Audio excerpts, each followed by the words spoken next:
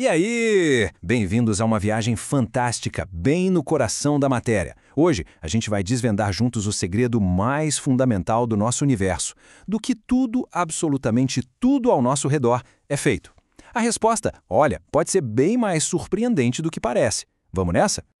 Já parou para pensar nisso? O ar que a gente respira, a água que a gente bebe, a cadeira onde se está agora? O que será que tudo isso tem em comum? Essa é uma pergunta que a humanidade se faz há milênios. E a resposta, no fim das contas, é até que bem simples. Então, tudo isso aí a gente chama de matéria. Pode ser um caderno, o ar dentro de um balão ou até mesmo uma estrela a milhões de anos-luz daqui. E é exatamente isso que a química estuda, do que a matéria é feita e como ela se comporta.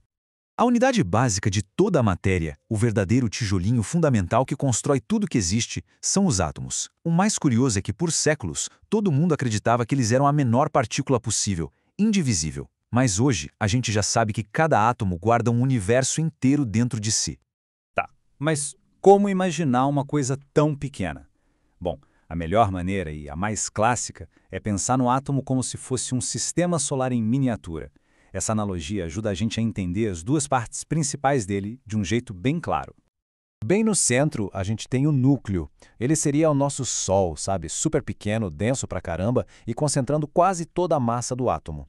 E girando em volta dele, numa área gigantesca e praticamente vazia, fica a eletrosfera. É lá que as partículas mais leves se movem, como se fossem planetas bem distantes. Nossa viagem começa bem no centro, no coração denso e pesado do átomo. Vamos dar uma olhada de perto em quem são os moradores do núcleo. Aqui dentro a gente encontra duas partículas. Primeiro, os prótons, que têm carga elétrica positiva. O número de prótons é o que define um elemento. Por exemplo, um átomo com 6 prótons vai ser sempre carbono. Do ladinho deles estão os nêutrons, que, como o nome já sugere, são neutros, não têm carga nenhuma. Agora, pensa comigo. Se os prótons são todos positivos, por que eles não se repelem e fazem o núcleo explodir? É aí que entra a grande função dos nêutrons. Como eles não têm carga, eles ficam ali no meio, tipo uma turma do deixa disso, diminuindo a força de repulsão e mantendo o núcleo todo estável. Eles funcionam literalmente como uma cola nuclear que segura tudo no lugar. Ok, saindo do núcleo, vamos agora para aquela região gigante ao redor, a eletrosfera. É lá que a gente encontra a terceira e última partícula fundamental do átomo. Esse aqui é o domínio dos elétrons. Eles têm carga negativa, são extremamente levinhos e ficam zunindo por aí em altíssima velocidade. Mas o ponto-chave é que são os elétrons os responsáveis por conectar um átomo no outro, formando tudo que a gente conhece, como as moléculas de água, por exemplo.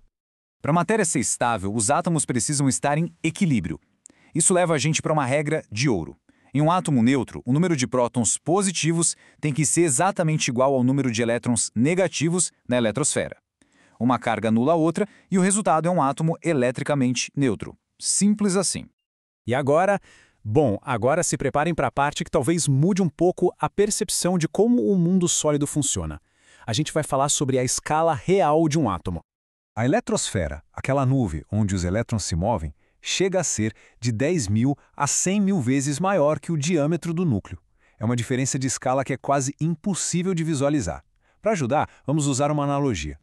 Imagina que o núcleo de um átomo tivesse o tamanho de uma bolinha de tênis. Pois bem, o elétron mais próximo dele estaria a uma distância de 3 quilômetros. É isso mesmo.